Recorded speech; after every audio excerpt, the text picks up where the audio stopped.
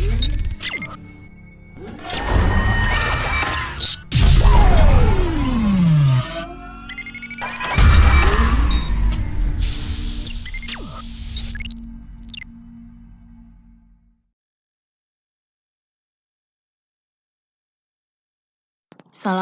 warahmatullahi wabarakatuh. Selamat pagi anak-anak. Kemarin kita sudah selesai mengerjakan soal PTS. Semoga soal PTS yang kita kerjakan mendapatkan hasil yang sangat istimewa. Hari ini kita sudah masuk di tema 7, yaitu tema kebersamaan, subtema 1, kebersamaan di rumah. Dan hari ini kita akan belajar, Bulia akan memberi rangkuman pembelajaran dari pembelajaran 1 sampai pembelajaran 7. Simak dan dengarkan baik-baik ya.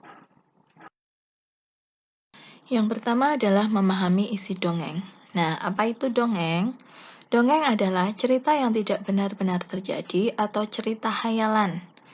Nah, salah satu jenis dongeng itu salah satunya adalah fabel. Nah, apa itu fabel? Fabel adalah cerita dongeng yang menceritakan tentang hewan yang berperilaku seperti manusia. Fabel biasanya berisi pesan moral yang baik dan bermanfaat bagi manusia. Contohnya cerita fabel itu bisa tentang persahabatan, bisa tentang kasih sayang, tolong-menolong, kejujuran, dan bisa berbagai dengan tema yang lain. Bisa tentang tema lingkungan juga. Yang kedua adalah mengenal pecahan setengah atau 1/2. Nah, kalau kita amati, coba amati gambar yang pertama. Di situ ada satu donat utuh yang kita bagi menjadi 2. Nah, jika donat itu kita bagi menjadi 2, nah akan menjadi 2 buah donat. Donat yang pertama bernilai setengah dan donat yang kedua juga akan bernilai setengah. Nah, kalau kita lihat di gambar donat yang kedua, kalau kita hanya mencuilnya saja, memotong separuhnya saja, tetapi itu adalah bukan donat yang bernilai setengah, karena kedua donat itu berukuran tidak sama. Yang satu berukuran sedikit besar dan sedangkan yang satu adalah berukuran kecil. Nah, satu donat jika kita bagi menjadi 2 bagian donat sama besar, maka satu bagian donat itu akan menjadi 2 bagian donat yang bernilai setengah. Nah, setengah itu bisa dibaca 1/2.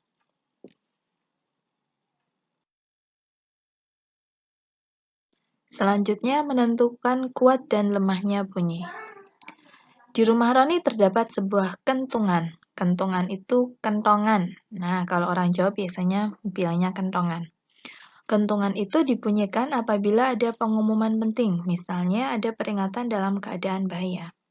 Dari kentungan tersebut dapat dikeluarkan bunyi yang bervariatif. Benda yang bergetar dapat mengeluarkan bunyi. Ada bunyi yang kuat, ada pula bunyi yang lemah. Bunyi yang teratur dan berulang disebut birama. Nah, kalau kita lihat pada gambar tersebut, ada bunyi yang kuat dan bunyi yang lemah. Kalau bunyi yang kuat adalah contohnya misalkan kita memukul meja dengan bunyi duk-duk-duk. Nah, itu adalah salah satu bunyi kuat. Sedangkan bunyi yang lemah adalah yang bertepuk tangan. Nah, itu salah satu contoh bunyi yang lemah. Gerak berjalan di dalam air. Coba amati gambar tersebut. Roni dan teman-temannya dalam permainan menjaring ikan terdapat gerakan berjalan di dalam air. Permainan ini dilakukan dalam kolam yang dangkal.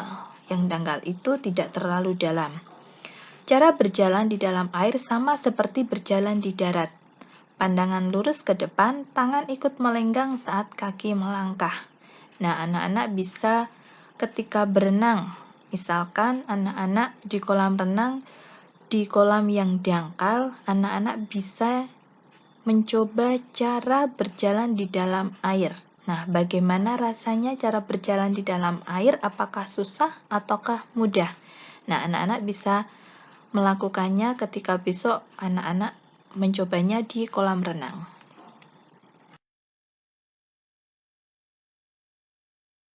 Ciri-ciri fabel. Nah, tadi kita sudah belajar tentang fabel. Apa itu fabel? Fabel itu adalah dongeng yang bercerita tentang hewan. Nah, fabel itu juga mempunyai ciri-ciri, yaitu yang pertama, menggunakan hewan sebagai tokoh utama. Jadi, tokoh utamanya adalah hewan. Ada yang kelinci, ada yang menjadi monyet, ada yang menjadi ayam, rusa, atau gajah. Yang kedua, tokoh hewan memiliki sifat dan watak seperti manusia. Ada yang bersifat baik, ada pula yang bersifat jahat. Yang ketiga, memiliki alur cerita. Bagaimana cerita itu? Keempat, memiliki pesan-pesan kebaikan. Pesan-pesan kebaikan dalam cerita itu misalkan kita harus saling tolong-menolong, atau kita harus saling bekerja sama, atau tidak suka hidup boros. Nah, itu adalah salah satu pesan-pesan kebaikan dalam cerita fabel. Selanjutnya mengenal pecahan 1/3. Kalau tadi kita belajar mengenal pecahan 1/2 atau setengah, di mana satu bagian dipotong menjadi 2 sama besar. Kalau pecahan 1/3 adalah satu bagian dipotong menjadi 3 pecahan atau 3 bagian yang sama besar. Nah, misalkan di situ ada gambar sebuah puding. Puding dipotong menjadi 3 bagian sama besar. Nah, setiap satu potongan itu dinyatakan dengan pecahan 1/3. Nah, 1/3 itu dibaca sepertiga.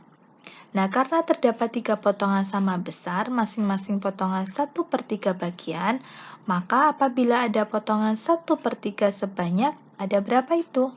3 buah. 1/3, 1/3, 1/3. Kalau kita gabungkan akan menjadi 1 buah puding yang utuh. Nah, selanjutnya mengenal keberagaman agama di sekolah.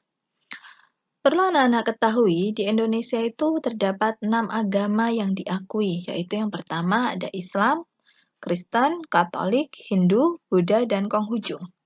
Setiap agama itu pasti akan memiliki tempat ibadah dan hari besar nasional yang berbeda-beda.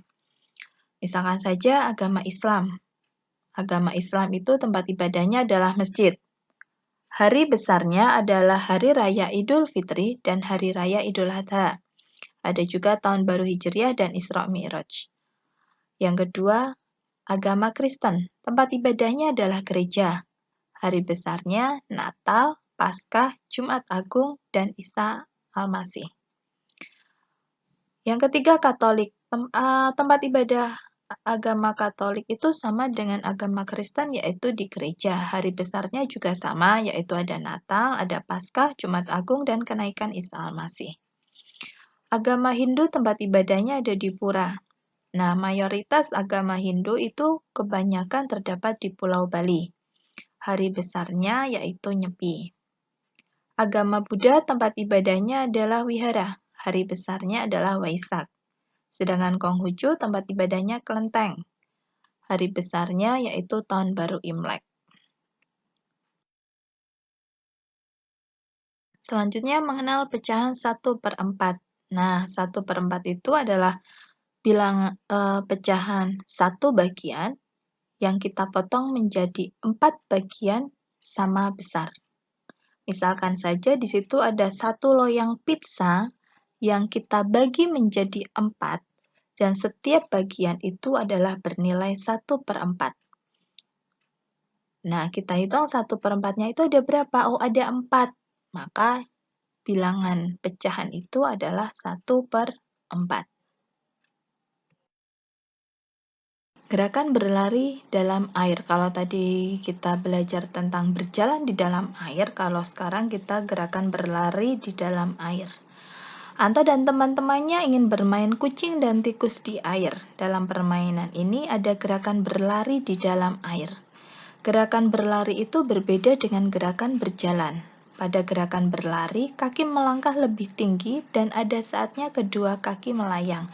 Nah, pada gerakan berlari dalam air ini, pastikan anak-anak ketika berada di dalam kolam harus dalam pengawasan orang tua karena ketika kita berada di dalam air itu bisa berbahaya. Takutnya kalau kita tidak hati-hati, kita akan tenggelam. Nah, maka ketika kita berada dalam air, apalagi dalam mempraktekkan gerakan berlari dalam air, harus ada pengawasan dari kedua orang tua.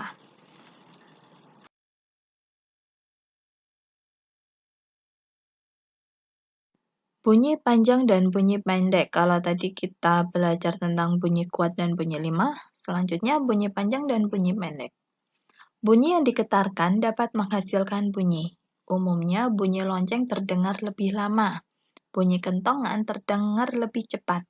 Hal itu merupakan perbedaan bunyi panjang dan bunyi pendek. Nah, di situ ada salah satu contoh bunyi panjang yaitu misalkan jam beker atau bel ketika masuk sekolah. Nah, itu termasuk bunyi panjang. Bunyi pendek yaitu bunyi kentongan. Terus ada lagi tepuk tangan. Nah, itu salah satu bunyi pendek. Alhamdulillah, rangkuman pembelajaran 1 sampai dengan 7 hari ini sudah selesai. Semoga bermanfaat untuk kita semua.